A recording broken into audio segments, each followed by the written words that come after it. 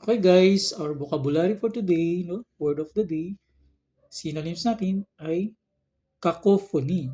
Cacophony, ano bang yung Tagalog is kakophonia, no? Cacophony. Cacophony, it is a noun. Noun siya guys, ha? Lagi niyo tatandaan. Ano bang cacophony? A harsh, discordant mixture of sounds. Ibig sabihin, discordant, magulong ingay, or chaotic noise. No? Lagi niyo lang tatandaan, cacophony, magulong ingay. Yun. A harsh, discordant mixture of sounds.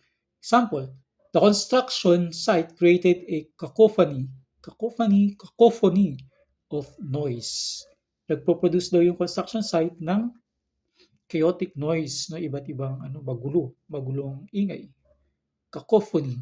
Ayan. Noun po siya guys, ha? Lagi niyo pong tatandaan. Unti-unti natin yung vocabulary hangga't meron tayong makakabisado. Thank you so much.